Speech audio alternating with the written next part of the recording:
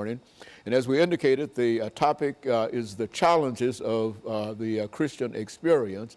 And what we'd like for you to do is to talk about some of the opportunities and some of the challenges that you find within the Christian experience, using, for the most part, some of the ideas that you have in a recent published book called The Persecution for Righteousness' Sake, and to use that as the basis of some of the challenges that you have found in the Bible in reference to the Christian experience and how people might be able to overcome some of the challenges that they have. But before we do that, Pastor Hayes, let's see if we can have you to give us some information about your background, your education, and your experiences. Then we'll have an opportunity during the second segment to get into what we call some of the challenges of the Christian experience. Thank you. Well, Dr. Haney, I've been in ministry for basically all of my life. I started preaching at the age of 9 years old. I have attended Tennessee State University, Vanderbilt University, Gammon Theological Seminary, where I received my Master's of Divinity.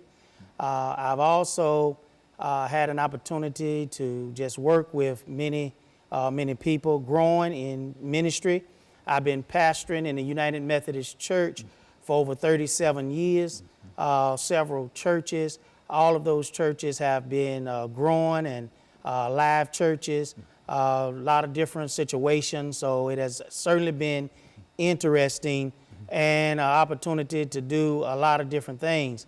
Also, you find in the ministry opportunity to deal with a lot of different people. Through church growth, I have won one of the highest awards in the United Methodist Church called the Denman Award. This is an evangelism award. So I also had that opportunity to win that award several years ago. We took a church from very few members to over 400 members in like a 3-year period. So that was also an exciting time of ministry. Just continue to grow, continue to learn, continue to work with people has been one of the things that I've enjoyed doing. And so certainly I'm thankful for that. I've also participated in many workshops, have led many workshops in the United Methodist Church and outside of the United Methodist Church. And so that have given me strength and courage to do the will of God for the ministry and trying to reach people and save them and bring them to church, and also to lead them to a life of being a Christian for the Lord. And so you've been involved in ministerial work one way or the other, practically, as a matter of fact, I think you said practically all of your life. In a real sense, after having started preaching at the age of 9, Right. Certainly you've been involved literally all of your life dealing with the Word of God, Right. one way or the other. And as I indicated earlier, there are some of the challenges that I'm sure that during the many years that you've been involved with this ministry, there are some of the challenges that you've been able to pull out in terms of being able to deliver to our audience this morning, some of the challenges and how the Christian experience has been able to help people overcome some of those challenges. Correct. What would you say, looking at your ministry, one of the things that you've had to deal with more than any other real item, and what we're suggesting here, because we've got a minute in this segment, to simply think in terms of a single item that you think that, that you've had to deal with in your ministry, doing all of your churches and et cetera, that you could start us off with when we come back, dealing with as a challenge. Okay. Just think about that, and perhaps you want to make some statements in reference of what that challenge might be. One of the things, we're going to talk about just loving people. You got to be a good Christian and a true Christian is crossing lines where you just love everybody. You treat everybody like they're somebody, even those that others may count out. You have to treat them as a child of God. And you have to show yourself as a Christian and give yourself Christian love. Very good. And so one of the great challenges that you'll talk about after our first commercial break will be the ability to be able to love one another. Is that it? And we'll be back with our audience following this very, very short commercial break.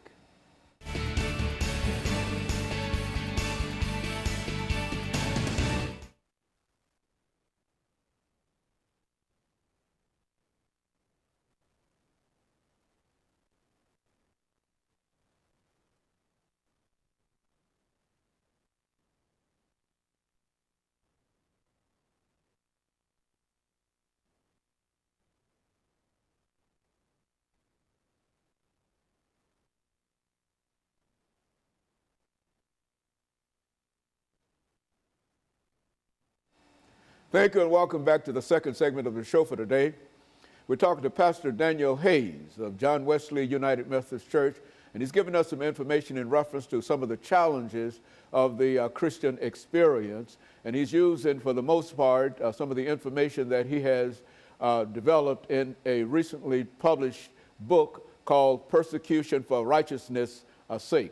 Pastor, let's look at some of the items that you, as we indicated during the end of the first segment, some of the things that I think you indicated love. Right. It was a major item in reference to that, everything that fits all across your ministry. Speak to that. Right. One of the things that we have to understand is that being a true Christian for the Lord, our responsibility is to go forth and make disciples of Jesus Christ. And it's hard to do that if you don't have love within your heart and teach people how to love one another.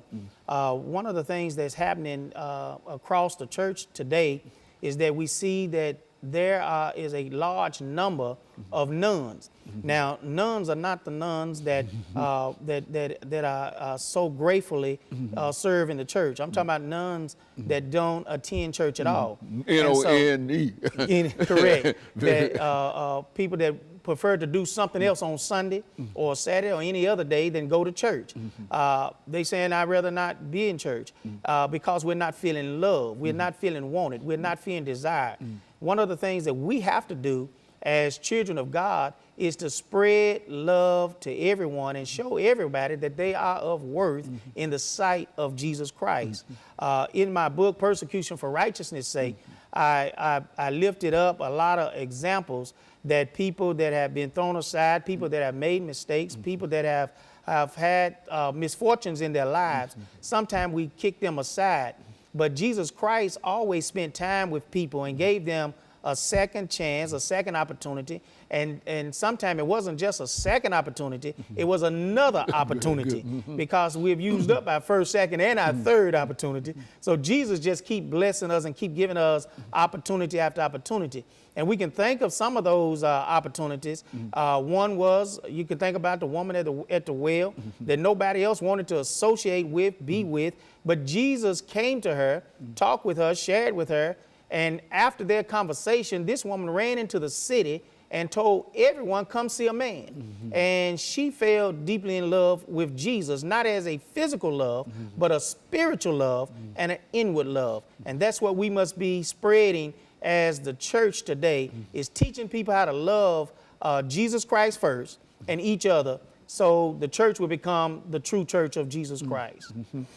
And so that makes a great element. Continue on. One of the other things that we have to do is that one of the major things that Jesus Christ have always done for us, he has always looked beyond our faults and see our needs. And in the book of Persecution for Righteousness' Sake, what I've tried to do is make it an inspirational book. So people who have fallen down, Jesus let us know we can get up. People who have made mistakes, Jesus let us know that we can turn our lives around. People that have gone through some turbulent times of life, you got to understand you can come back. And Jesus will be with you, because Jesus is one that does not just look at the times that we have fallen. He look at where we can go and how we can get there. And so developing a love of Jesus Christ is the first and foremost thing that we as Christians have to teach all of God's people.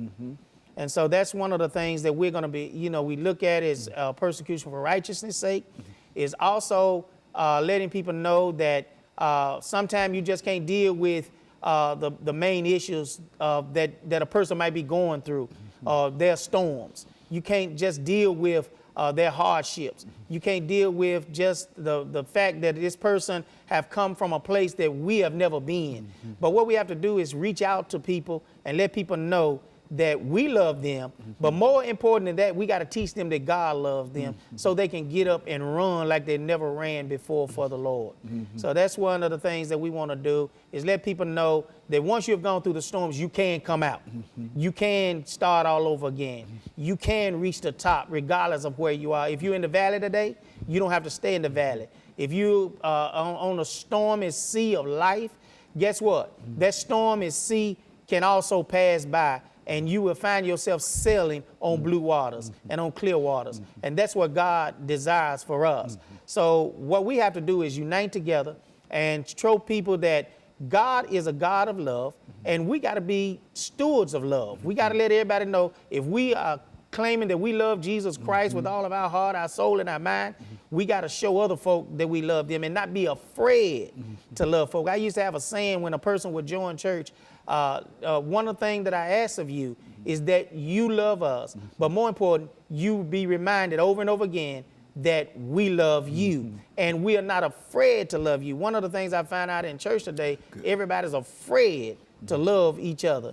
And so if we're going to be true Christians of God, we have to step out on faith and just love each other.